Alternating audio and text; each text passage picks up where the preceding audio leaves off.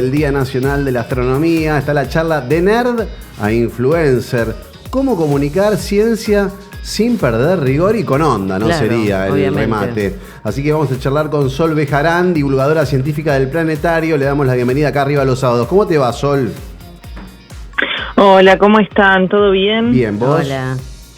Bien, muy contenta, preparándome ya para hoy a la tarde, para esta gran mesa redonda que vamos a tener, que va a estar buenísima. Me toca ser la entrevistadora, así que preparándome en serio. Claro, bueno. Muy contenta. Es interesante, ¿no? Porque la verdad que es verdad esto de cómo divulgar cosas así tan científicas con onda sin caer en el lugar de algo que se hace como difícil de entender, ¿no? Porque aparte como que es contenido que Sí. tiene que ser atractivo en un punto también, ¿no? Más allá que todo lo que hay en el Planetario es atractivo porque lo hacen de manera atractiva, hay que encontrarle la vuelta. Sí, es un desafío muy importante, por eso queremos poner como varias cosas en juego. Para eso invitamos a tres exponentes de la comunicación científica en Argentina que son muy conocidos. Mariano Rivas, que es nuestro divulgador de cabecera, la licenciada Valeria Román, que es periodista científica de las más reconocidas en Argentina, y el doctor Andrés Riesnik, que es doctor en física, neurocientífico, y aparte ahora también se está dedicando mucho a estar en podcast, fue conductor de la Liga de la Ciencia, digamos. Ellos saben bastante de qué se trata esto, así que vamos a charlar y poner en jaque varias cosas. El planetario, mira, como detalle, quien lo diseñó lo arma con un puente. Ustedes para entrar al planetario Claro. tienen que ingresar por un puente. Y eso es porque Enrique Yang, que fue el arquitecto que lo pensó, creía que la divulgación científica tenía que ser eso, un puente entre la comunidad y la ciencia. Y ese es como un poco el legado que nosotros nos quedamos. Pero bueno, ser ese puente no es tan sencillo y hay muchas cosas que hay que charlar, porque a veces uno cree que, por ejemplo, que sabe mucho de un tema y que lo comunica y que eso alcanza. Y eso no alcanza, porque después la otra persona se queda pensando que, wow, ¿cómo sabe esta persona? Pero quizás no entendió una pepa de lo que le quisimos Claro. contar. Claro. O quizás uno es muy bueno comunicando, pero comete el error de no ir a chequear fuentes demasiado confiables. Entonces, ahí tenemos otro problema, porque a veces pasa que, sobre todo en esto, que son temas tan específicos, que son temas tan determinados, a veces pasa uno que agarra una nota y no tienen información chequeada o información exacta, nos pasa mucho entrar y ver, por ejemplo, ahora hace poquito pasó con el cometa Atlas, que un montón de notas y portales decían que el cometa Atlas no era un cometa, sino que la NASA había emitido una alerta y había activado un protocolo de defensa planetaria contra el cometa Atlas. Y esto, vos entrabas a la página de la NASA y en la página de la NASA no decía nada de eso. ¿Y entonces cómo surgió eso? Y eso fue algo que una nota que subió alguien que se empezó a replicar, Claro. pero que no tenía Una fake ninguna news. base de ese contenido. Entonces, es importante saber comunicar, es importante tener fuentes claras y confiables, es importante, como decías ahí al principio, hacerlo atractivo. Y bueno, y también queremos un poco poner en jaque y ver qué pasa con esto de que ahora, de los influencers y de la sobreinformación que hay hoy, ¿no? Digo, si todos los comunicadores tienen que ser influencers, si los influencers de ciencia tienen que ser grandes comunicadores o no. ¿Qué pasa con esas cosas? Queremos charlar un poco. ¿Qué pasa también? Y sobre todo, para mí, lo más importante que nos tienen que contestar es si todos son nerds.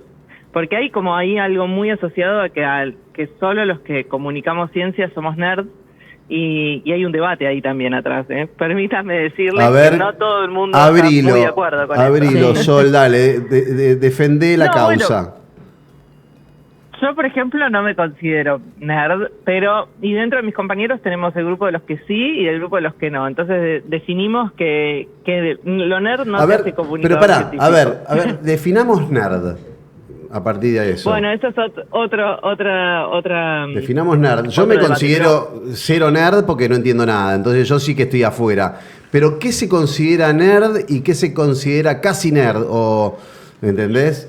Y hay como, igual también hay algo que se pisa un poco entre saber bastante o que te interese mucho la ciencia, es como algo de lo que se considera nerd, pero también está todo lo que tiene que ver con el mundo de ciencia ficción detrás, ¿no? Como que el nerd está muy asociado a ser muy fanático de la ciencia ficción o muy fanático de series y de libros de ciencia y de ciencia ficción. Pero pará, a ver, ponele ahí un detalle. Ciencia ficción. Hablamos de, no sé, 2001 Odisea del Espacio. Pone La Guerra de las Galaxias. Yo soy un copado de eso, me encanta. De hecho, vi todas. Si sale una, la voy a ver. No te sigo toda la saga ni todos los spin-offs, porque ni loco. Pero realmente me considero que me gusta mucho. Lo vi, es más, yo vi en los inicios, tengo 55 años, vi cuando arrancó todo. La primera, que fue la cuarta, yo me comí toda esa curva, que los pibes de hoy no se la comen, porque ya saben que son 9, bueno, todo eso. Sí. Pero no me considero nerd ni cerca. Y me gusta mucho eso. Bueno, yo no vi ninguna, por ejemplo, pero Mirá tengo compañeros que sí, fanáticos. Y se deben disfrazar de Arturito y todo, y nada que ver, claro. Pero esos son más bien los... Sí, contando. Sí, no, digo que también hay otra cosa del estereotipo de, como por ejemplo, el estereotipo de científico, cuando lo querés estereotipar, o incluso si le preguntás a hoy que hay tanto tema con la inteligencia artificial, cosa que también vamos a tocar en la charla de hoy, si vos le preguntás cómo es un científico, te va a hacer una persona dentro de un laboratorio con bata y con tubos de colores.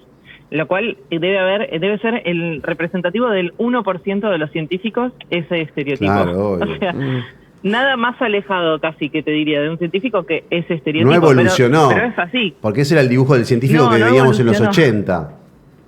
Y medio loco, ¿viste? Medio como los pelos con anteojos pelados. Claro. Sí, o con el pelo revuelto. Sí. Exactamente. Bueno, pero eso no representa pero ni el 1% de los científicos. De hecho, nosotros, no sé si tuvieron la oportunidad de ver nuestros flyers en Instagram o en la web misma, le pedimos al chat que nos representara nerds. A partir de ahí hicimos esas imágenes. Después buscamos otras imágenes, con esa representación buscamos imágenes en internet, pero arrancamos de preguntarle al chat qué creía el chat que era un nerd científico. Y eso fue lo que nos empezó a dar una persona que se pone anteojos grandes, tiradores. Es un estereotipo que lo pusimos justamente para marcar disruptivamente que queríamos charlar de esto, ¿no? De poner un poco en jaque. Porque lo que queremos que hoy la gente se lleve es que ser comunicador científico, divulgador científico, es una profesión, es un trabajo, que se puede vivir de esto, se puede dedicar a esto uno, pero tiene que hacerlo conscientemente, tiene que hacerlo seriamente y bueno, y queremos un poco marcar cómo creemos nosotros, al menos desde el planetario, que es correcto hacer esto, ¿no? Este trabajo que nosotros amamos, hacemos todos los días y amamos un montón, y que a veces se ve como un hobby, a veces se ve como algo que uno hace en su tiempo libre, y no, hay gente que se dedica a esto, es una salida laboral, es un trabajo, es una posibilidad para dedicarse a eso en la vida, y eso está bueno, y que por ahí uno ve esto dice, no, bueno, claro, pero yo no voy a ser como... Me gusta un poco la ciencia, pero la verdad que yo no soy re fan de la ciencia, yo no soy nerd, yo no soy esto. Y no se necesita ser nerd, no se necesita ese estereotipo para dedicarte a esto, para acercarte al mundo de la ciencia y de la comunicación.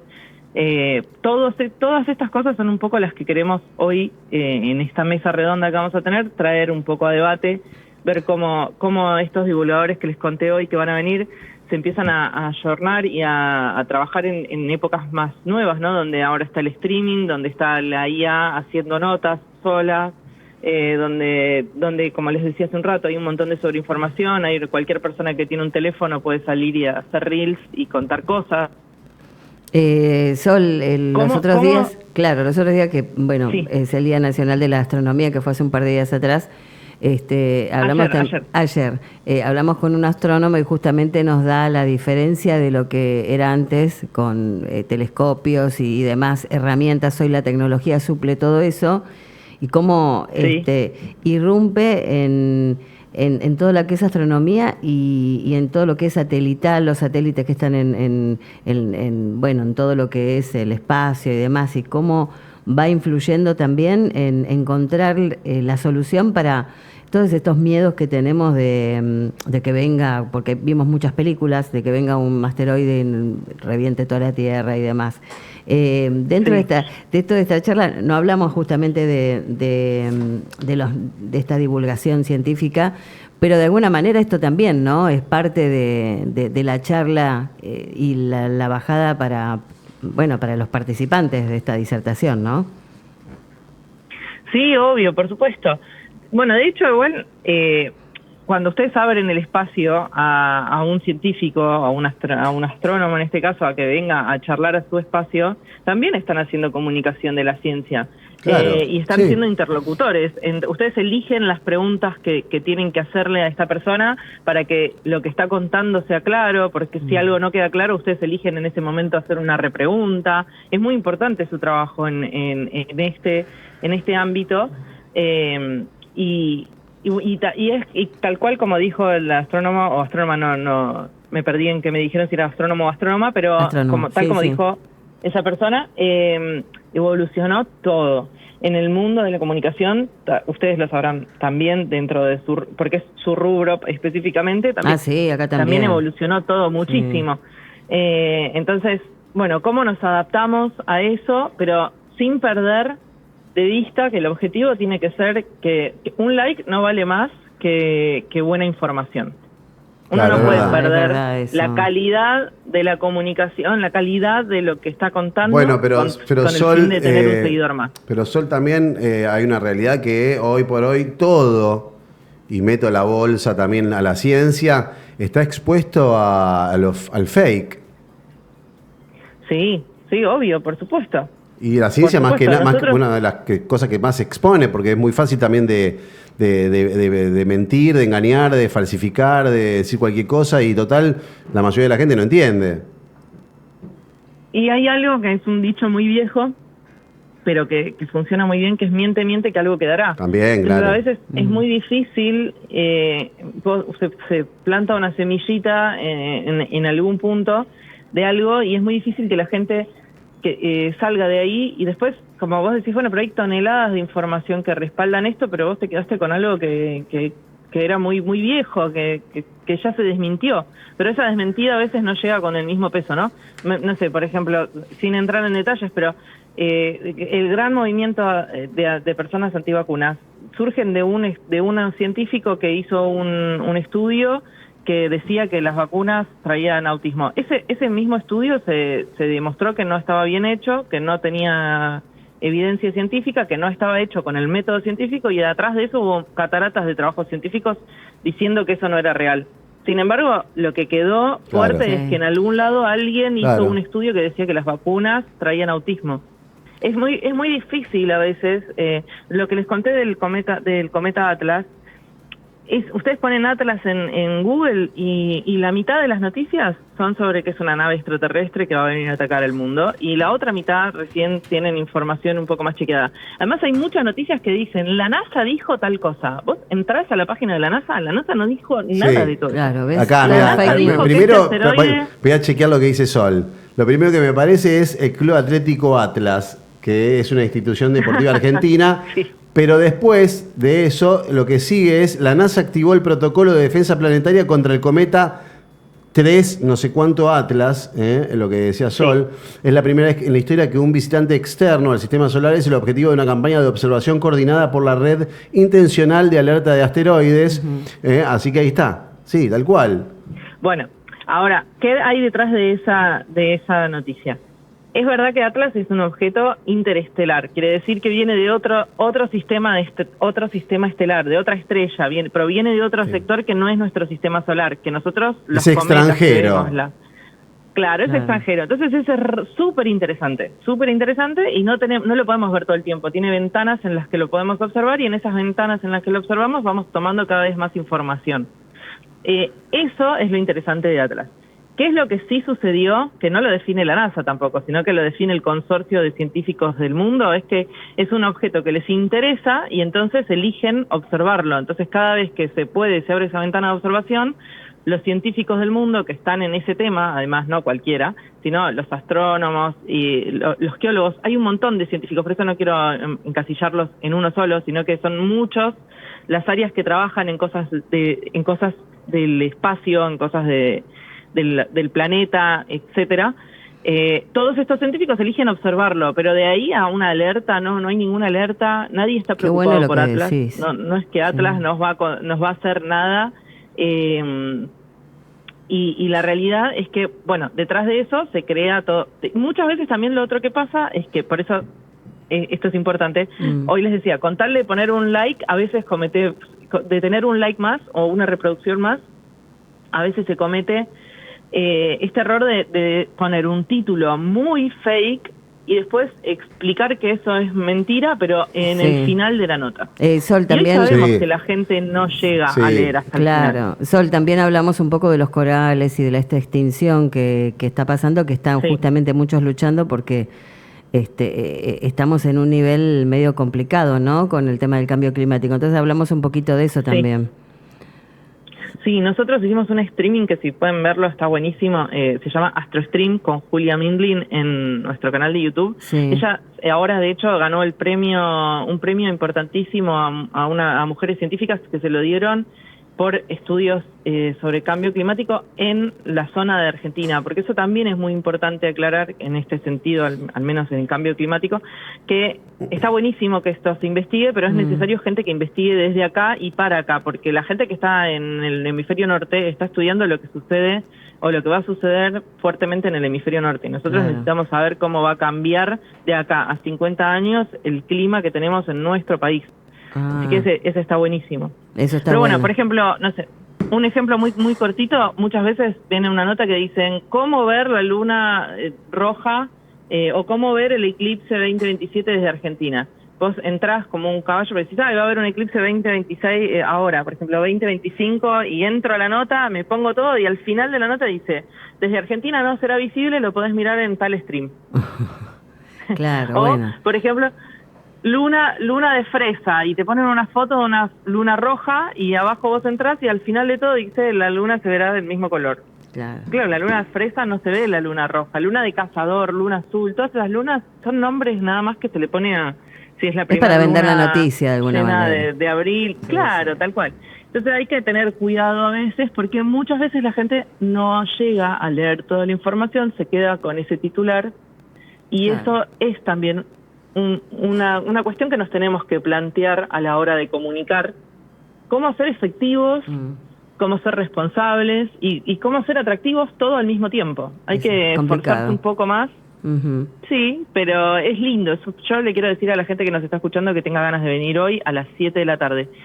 Por orden de llegada gratuito, que es un planazo. Bien. Buenísimo. Y a los chicos, sobre todo, a los chicos no, a todo el mundo, que lo piense como una alternativa para dedicarse a esto, es un camino de vida porque es hermoso.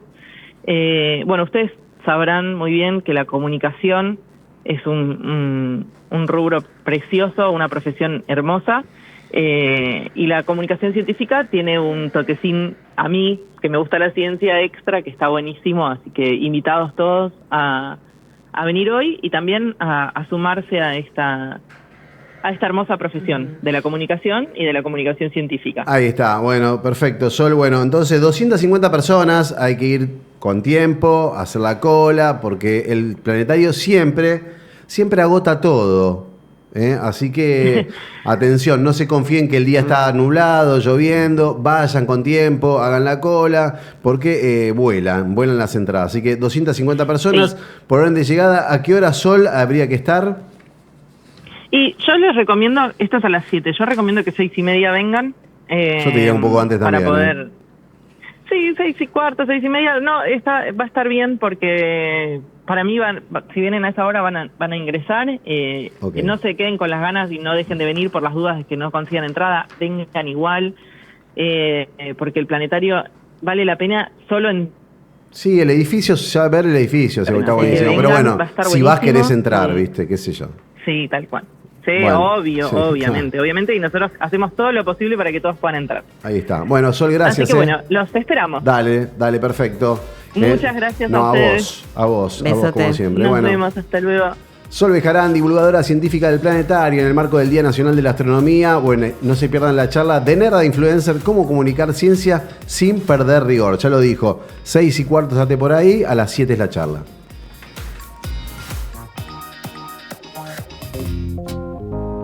Radio Buenos Aires.